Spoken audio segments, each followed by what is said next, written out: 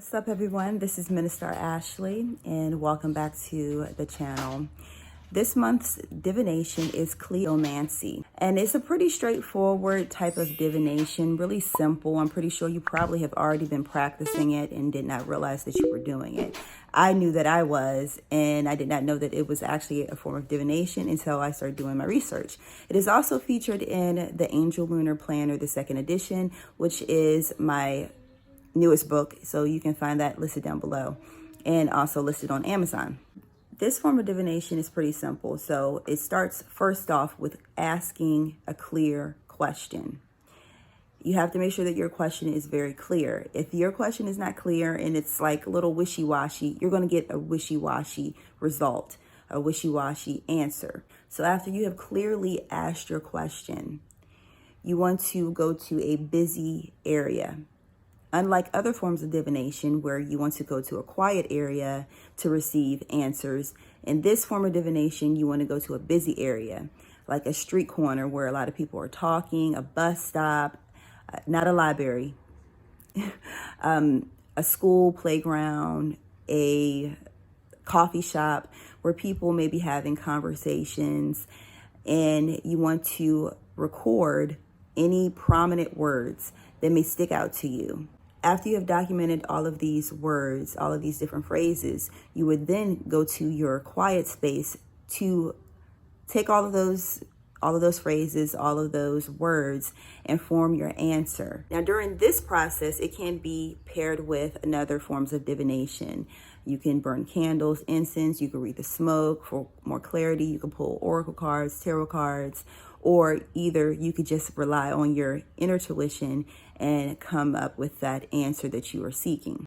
Different ways of how this has showed up in my life. I did not know that this was an actual practice, but one way is that I would ask a question like at the beginning of the day, and I would just go on about my business. Now, throughout my day, I would receive different words of confirmation, different words that really struck a chord within me that felt a certain way, familiar words and or phrases that were confirmation. So some of the things I've already had set an intention for months ago, like keywords that were very important to me, and then I would hear them along with other words or within a sentence or a phrase that will give me clarity. An example would be like how people use 1111 or very popular words like high frequency, high vibration, to make it simple. And you would go out about on your day and then you would hear someone say, oh, that's so high frequency. And they will say, such and such is so high frequency. That could be a confirmation for you. I'm just using something that is very simple, or either a name, like somebody's name that may be not a very popular name, or it may be your name or someone that you're seeking confirmation about. If they are someone that you should work with or you should do business with, you should be a friend with, you may hear their name brought up in a sentence.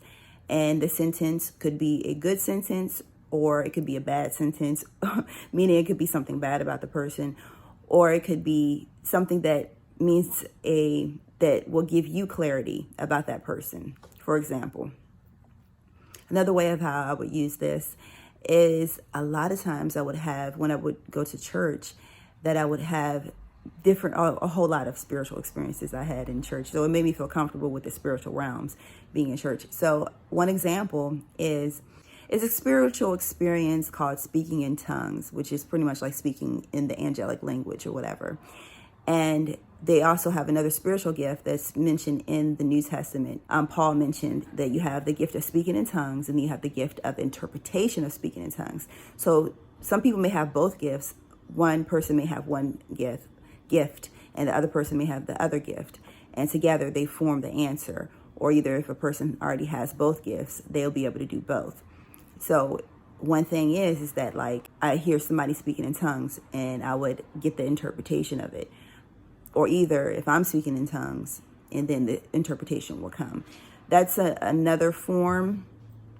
It's like not orthodox, but actually that is a form of divination because not everybody can understand what is being said or spoken in that moment. One way of how you can use this form of divination and to really start working with it is to learn about etymology and symbology, So when words are spoken, like you may hear a word and you may wonder, like, why was that word brought up? Why does that word really strike a chord with me? You can go look up the etymology of that word and you can gain more clarity about that word and how you can use it and why is it so important to you. Sometimes you may not get the answer just in one go. Sometimes you have to do a little bit of studying and really work with what word or phrase that may come through in this form of divination. And it may become a staple in your spiritual practice. This practice and also the word may become a staple that may become a strong symbol in your spiritual practice. Another way of how I feel like I have used this form of divination is in worship, like worship and praise, where certain words at that point in time will really strike a chord with me. And paired with music, which I'm pretty sure that's another form of divination too. There's hundreds of forms. I just don't know them all off the top of my head. But during like praise and worship, you may have heard this song so many times before, or you may have heard this song for the first time, and a certain phrase or a certain word that would strike a chord that will really speak to your spirit. That's a phrase, like speak to your spirit, stir up certain emotions or certain thoughts. That is another form of this. It can be another form of this type of divination. I know there's been plenty of times I've heard a song played over and over again. And it could be what they call a secular song. If you deal with the church, it's called secular, like secular song or secular music, or just praise and worship music. And I've heard this song like many times. So it doesn't really matter. With me and my personal spiritual practice, it could be any song that I could hear. And I'm like, dang, I've heard this song hundreds of times. And that specific word or phrase really hit me a certain way. It hit me different at this specific time. What does that really mean? Let me gain clarity. So sometimes it may be the other way around, where you may have even asked a question months ago and you sort of kind of like just put it away, and then the clarity may come months later or days later, weeks later, and it can come in the form of music as well. I didn't read this, but it makes sense to me that it could come in the form of music. It can come in the form of a song, whether you're hearing it for the first time or you listen to it quite frequently.